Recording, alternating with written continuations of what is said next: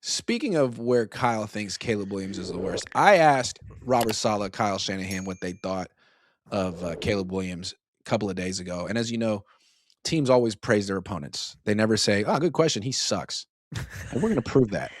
So you got to sort of like decode coaches Yeah. because everything is a compliment. It's just that some compliments are much more sincere than others. And you heard the way they complimented Phillip Rivers last week. That was sincere. Future Hall of Famer, knows how to play the position, yada, yada, yada. Some guac Here's guac. what they said about Caleb. You faced Caleb Williams last year. When you turn on the tape this year, does he look the same, better, more developed? I think anytime you give a quarterback a top run game, they all look better. So I think that helps him huge.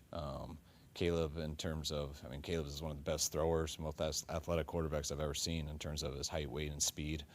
He makes some big-time throws, extremely scary on the perimeter, can hold on to the ball for a while, not in a bad way, but by creating stuff, which makes coverages have to hold up forever. And when you have a talented guy like that who's got the speed and the size, usually they get a run game, get some bootlegs and play actions off of it. You limit how many times you got to drop back, and it makes sense why he's playing at such a high level. Caleb seems like he's on the opposite end of the quarterback spectrum from Phillip, a guy who wants to get outside of the pocket and hold the ball. What kind of challenges does he present? A lot of them. His arm talent is elite. The guy can rip the ball. He can make every throw. It feels like when he starts scrambling, he gets more accurate. He is really, really dangerous when he leaves the pocket and he's on the run. They're really tight into their scramble rules. Hard to bring down in the pocket. Does a great job escaping the pocket, and he's got great speed to scramble. Their boot system is one of the better ones in football. They're doing a really good job with him. I think he's improved tremendously from a year ago. When you just look at the tape from a year ago, he's greatly improved. So credit to Ben and his staff and the way they've approached it this year.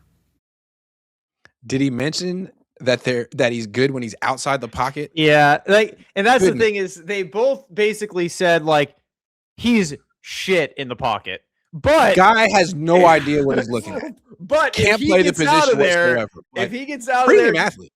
If he could play backyard football, we are cooked. But if we keep him in the pocket, he is horrible. Right? So, okay, I think we pretty much know what the game plan is going to be. Oh, 100%. And that's what I'm saying. Yeah. They're not going to blitz. Dude, this is a game Michael would be MVP in because that's all they need. They need two statues on the outside.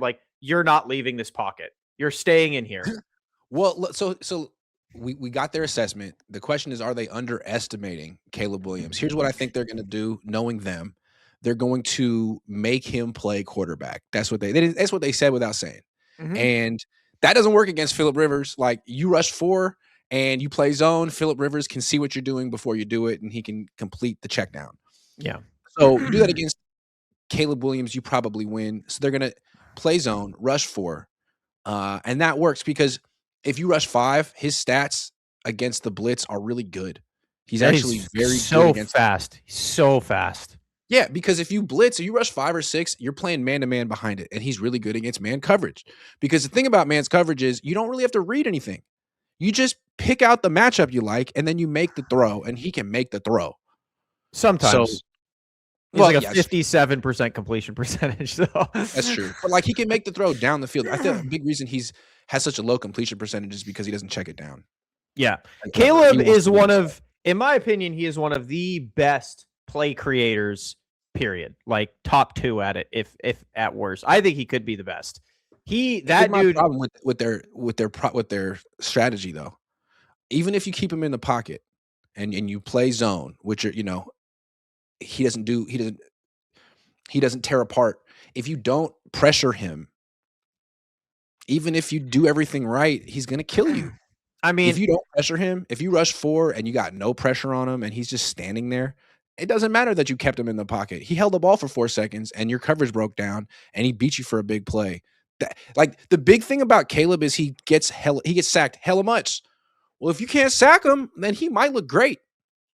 Yeah, in my opinion, the thing is, even if he does start off, because Caleb's very good on the first drive. The first scripted drive, Caleb is good. He's hitting his first reads. He knows what to look for. It's after that, is where, unless he's allowed to play backyard, unless he's playing backyard football, he's really struggling.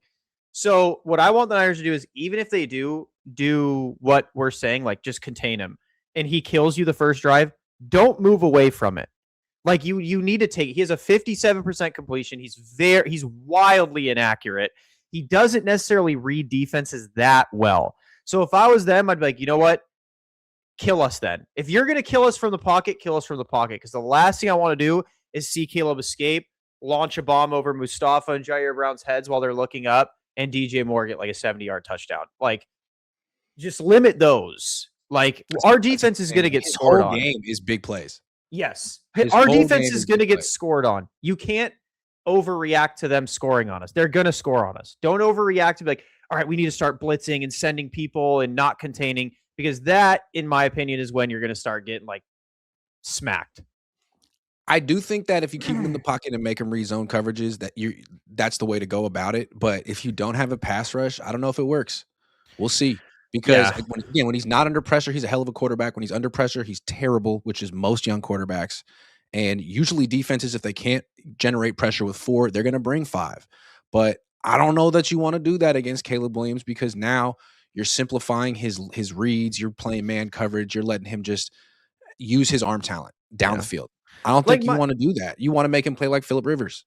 My thing is also just disguise a lot. Caleb, again, right. I've watched Caleb his like entire career. Like, disguises really hurt Caleb because he doesn't know when it's fake, when it's real. Like load people up at the line of scrimmage, put 7 people there, so he's like, uh-oh, I got to get rid of it quick, and just have them hit the flats as fast as possible, get a free pick. Like, really abuse his ability to not like that. It's not able to read well. Like that's kind of what you got to do. And you got to be okay with him scoring a couple times, because he's going to take the top off the defense. The run game's going to gash you a couple drives. But yeah, I don't think they're underestimating them. I think they're like, this is truly his only weakness right now, which is sitting in the pocket. It's like Colin Kaepernick. If you could keep him in the pocket and make him throw, it was pretty rough. If you let him out of the pocket, though, you were getting absolutely torched. Joshua Wyatt says, in retrospect, do you wish you spent 3 months slamming the Niners for not making a trade rather than promoting an absurd, uncredible quarterback controversy? We did both. I think they go hand in hand, because I think the reason they didn't make a trade is because they're spending so much money on their starting quarterback, who isn't that much better than the backup quarterback. And if maybe they had just waited and not paid the starting quarterback, they could have made that trade at the deadline and won the Super Bowl, which is why we talk about these things. And yes, the fact that Brock Purdy's won a few games in a row against some bad teams is great. And he did win the NFC Player of the Week, but this season isn't over. And if he doesn't win the Super Bowl, if he's the reason they lose a playoff game, well, that's going to be a big part of the conversation all season. So before we start talking about what we wish we had done, or, let's just let the season end. Let's let a lot of people are taking victory laps. Yeah, man. Like, it was the Colts. Congratulations. Oh, you played better against the Colts than Sam Darnold? Man, let's name an award for that. The I played better against this team than Sam Darnold award. Let's give the guy a freaking medal. Oh, wait.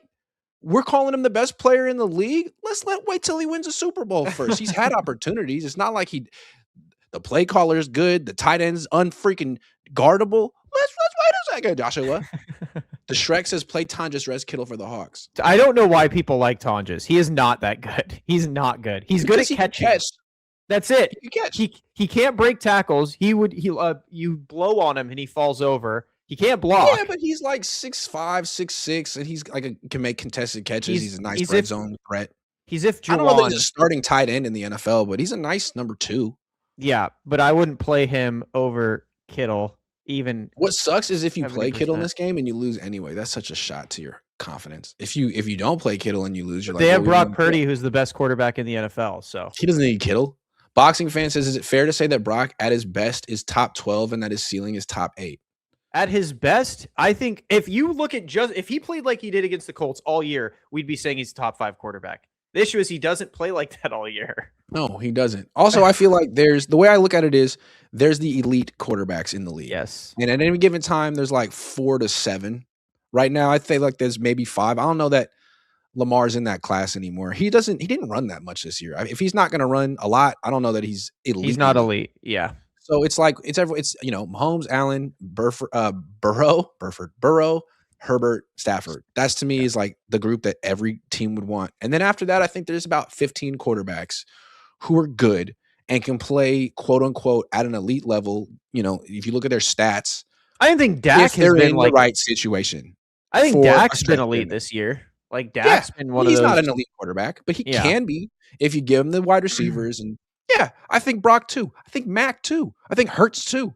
There's a lot of guys in that second tier, maybe 15. Yeah. And the thing is, some of those guys are getting paid $53 million a year, and some of those guys are getting paid $30 million a year or 10.